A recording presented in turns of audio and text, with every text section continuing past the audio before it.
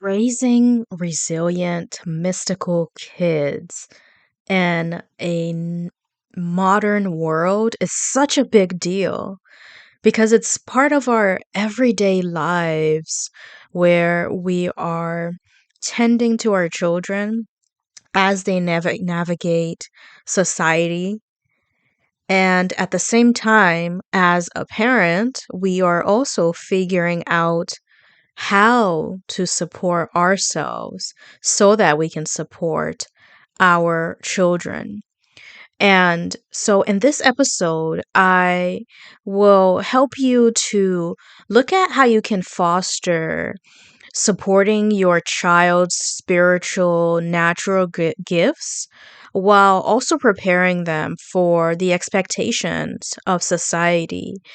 And towards the end, I will also provide some strategies so that you can support your child and not only be resilient in these modern ways of being, but also building confidence within themselves. They're mystical children, um, children who are intuitive, children who are highly sensitive and gifted children. They tend to have common challenges or similar challenges when navigating, when moving through modern world. And I wanted to share a couple of these challenges with you first. And if it resonates with you, then you know that you are raising an intuitive, highly sensitive, magical being. So the first one is sensory overload, or they tend to be overstimulated. And I don't blame them. And this modern world that is, gosh, patriarchal, fast paced, noisy, loud, flashing lights, or bright screens everywhere, that is almost inevitable as soon as you step out of your household, right? Loud noises and different spaces that are crowded. Even now, when we move through different neighborhoods and we're driving through different neighborhoods, even the buildings, right? The establishments and structures are are crowded the way that they're built, right? So that is visual, and that is part of our visual stimuli on the daily. And children who are especially sensitive to these kinds of things, especially empaths, children who are highly sensitive can easily feel overwhelmed as they navigate these societal structures. And overwhelmed by visual stimuli, overwhelmed by noise, overwhelmed by even feelings and different sensations, because they're especially empaths. They absorb these things too within themselves. And so these sensory overloads tend to also act on their emotions, right, and how they feel, and they become dysregulated as a result.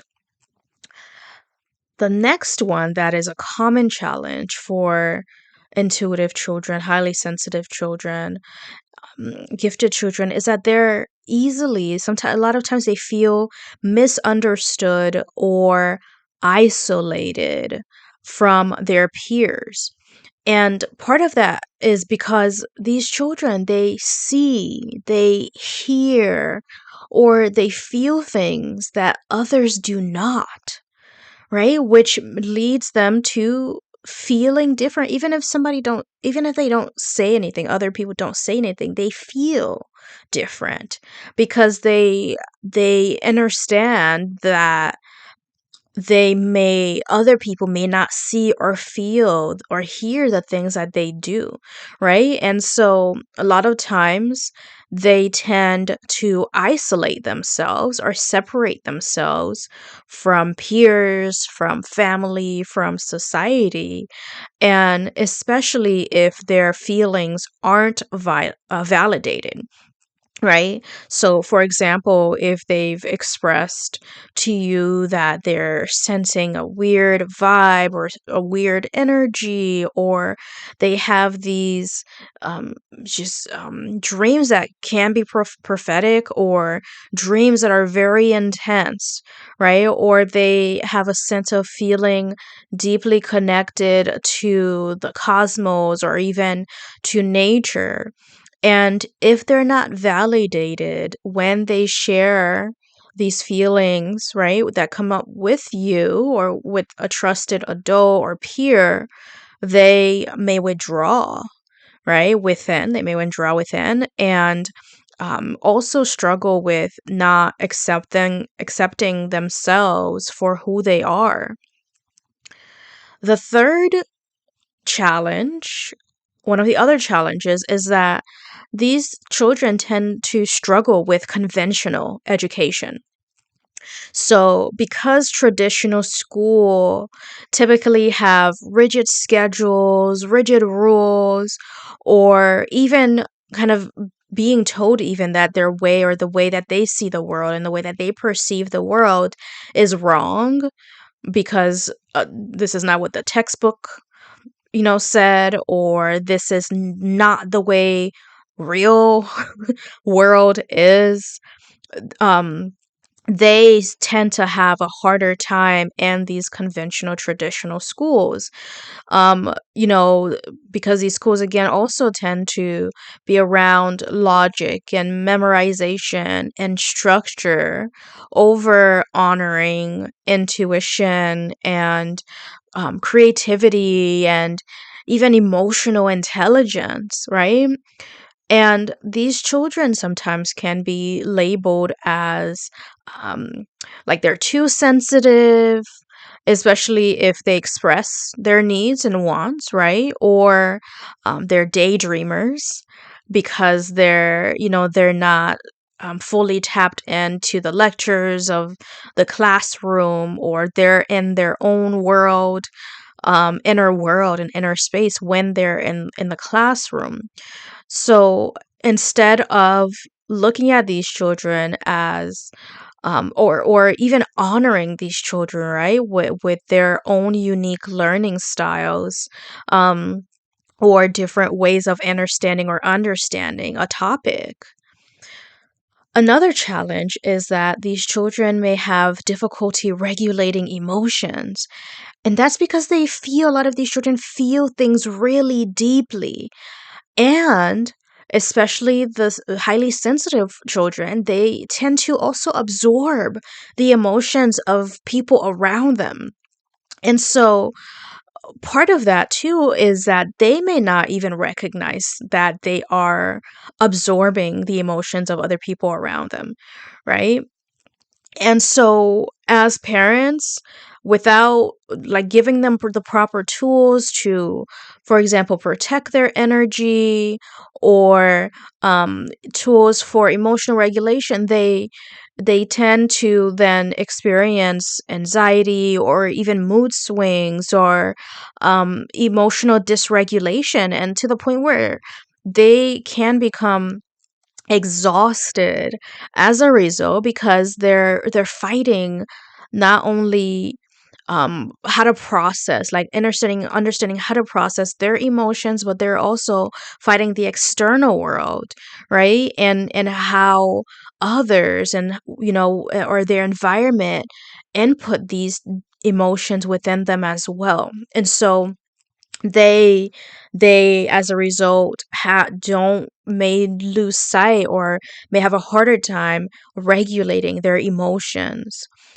Another one is that these children tend to fear their own abilities.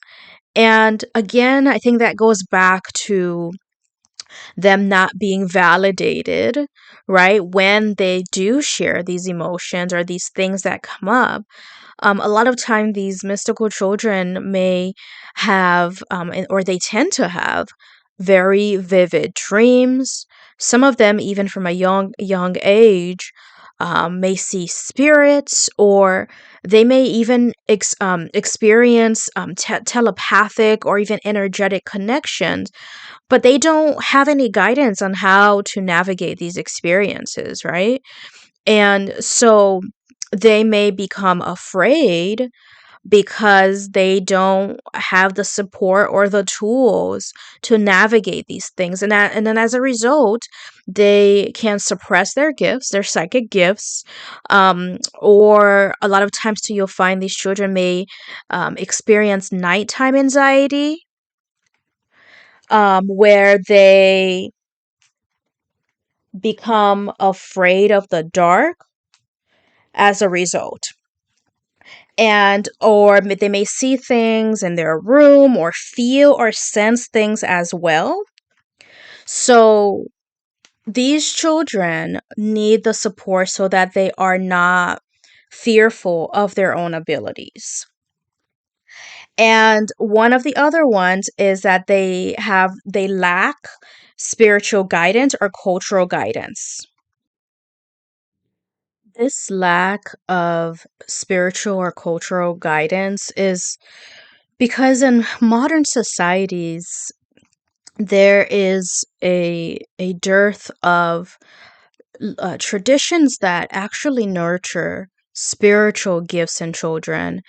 And with that said, I would also like to highlight that there is a difference between religious support in children, right? Like children, for example, who are raised in a church, which is beautiful, right? And at the same time, there are families who do not raise their children from a religious lens, and I label, right, these lens as spiritual as well, because I view that as a parallel path, but a very different path than a religious path.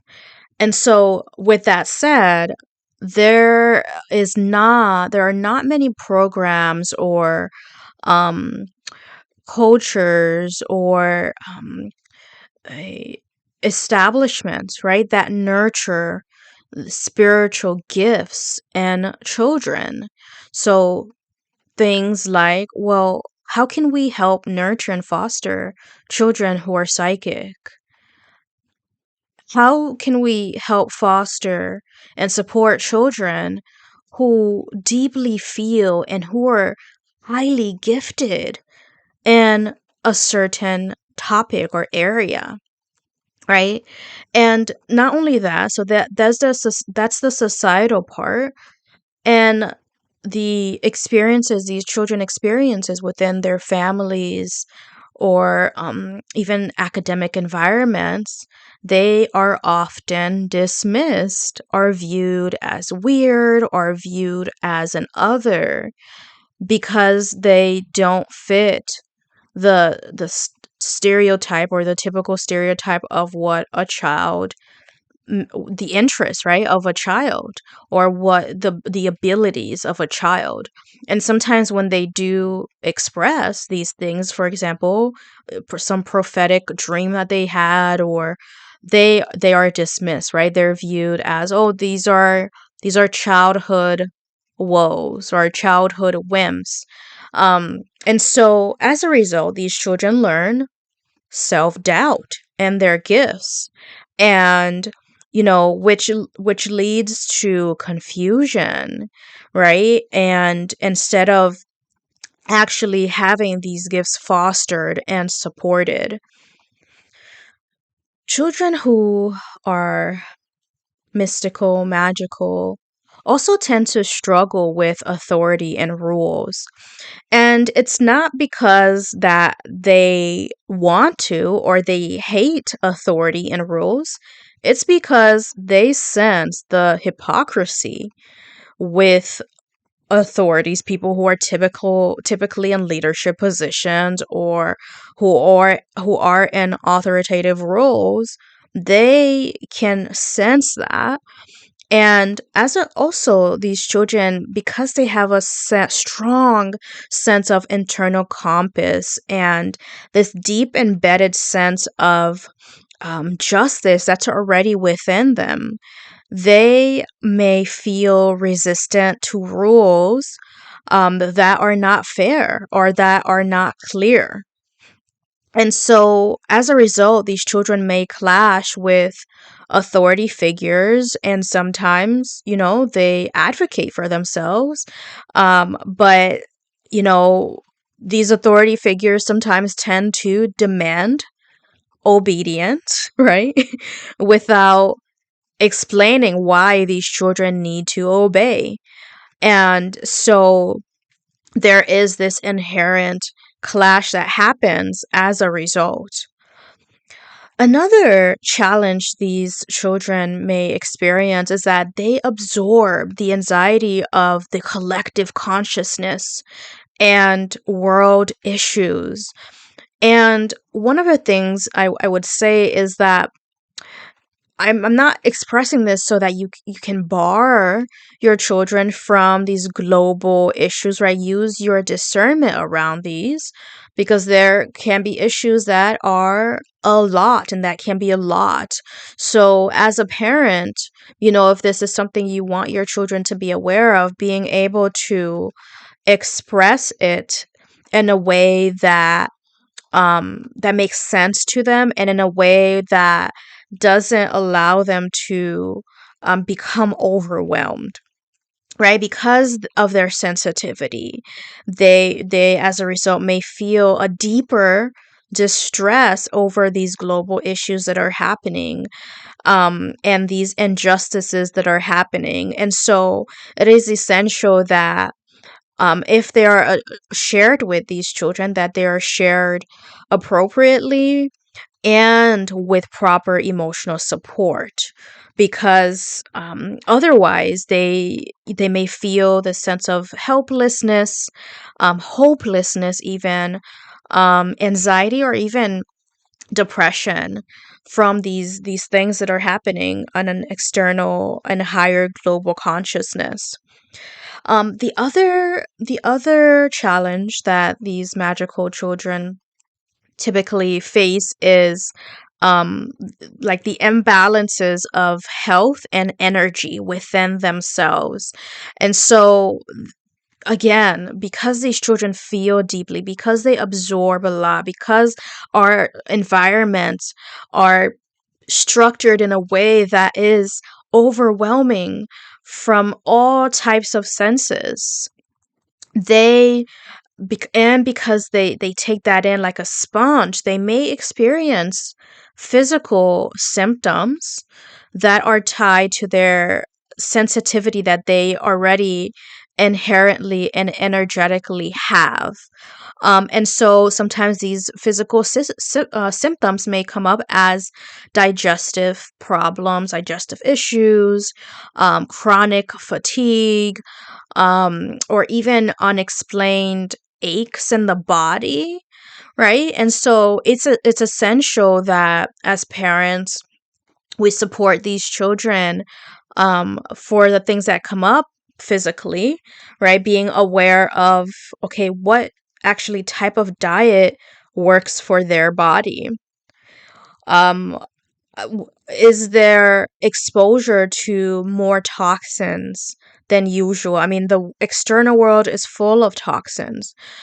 How is your home? Is there like a constant exposure to different toxins within the home environment? As well. Is there a disconnection from nature that can also kind of exacerbate these imbalances? Again, reminding you that being in nature is a nice equalizer of energy, right? Transference and a nice balance of helping the child to feel grounded. So kind of start thinking about how is your home environment, and how are you supporting your child through these various ways so that their physical body is nurtured and supported in the best way. And then one of the last challenges I will share is that these children tend to have difficulty finding peers who are like minded. And I find that becomes more difficult as they get older, right? As they move through their later childhood and then preteen and teenager years, it becomes a little bit more difficult to find peers who are very similar or who have not the same but similar gifts. And so they may struggle with peers who don't share the same deepness as them, or even perception or even understanding of the unseen or the internal worlds. And so it's important that children foster a supportive community, not only amongst adults, but also be able to find these like-minded peers so that they can be themselves, right? They don't have to hide themselves or feel isolated amongst their social peer group. So with that said, some of the ways that I want to share that you can support your child, your magical child, are through various ways, right? One of the biggest ones is to allow your child to explore their gifts, right? Don't dismiss them. Validate their gifts as they share them with you, as it comes up, even naturally, organically, and play with them, right? During play with them. And then as things come up, as you all navigate the societal world, the modern world, right? Outside of the home, especially, then teaching them boundaries, right? And life practical skills so that they can support and love on themselves, right? So that, for example, they're not absorbing the energies of the people in the room, right? Teaching them in a previous episode and even in some of my YouTube shorts on Mystical Mothers, Magical Children, I share a strategy that you can do with your child to release the energy from the body, right? So after coming from an overwhelming experience or a situation where a child probably might have absorbed energy from the room. Another one is being connected to nature is key, even if it's once a week, if you can help it, going out for a walk amongst the trees and nature so that your child can reground themselves, or even after an overwhelming or dysregulating event, going out in nature is so therapeutic for especially for children who need that support. Again, connection with eating the proper foods for their physical body, providing them sensory support as well.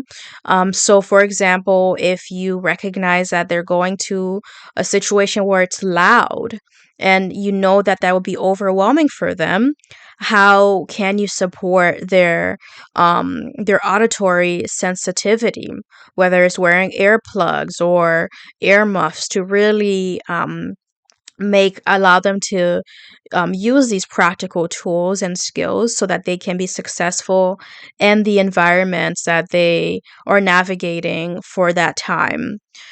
And then the other is really creating a safe space at home where they can be their true selves, where they don't have to hide who they are. And that again involves validating their experiences, validating the things that come up that they share with you. Another fun one I would mention is role playing some events that have come up in the past, or role playing how they would handle a situation differently works for children as well, because they learn through that process too. So I've shared a lot. I hope you were able to get at least one thing from this shared experience on how to support your child to navigate this modern world. And so, with that said, I would like to invite you to implement one thing that you've learned from this episode. Just one thing this week that you can use with your child to help them navigate whatever that they're struggling with from some of the things that I've mentioned, or even things that you've noticed as a parent that is challenging for them. What is one tool or one change that you can make to support your child? It can be, for example, taking a walk in nature once a week, right? Starting this week.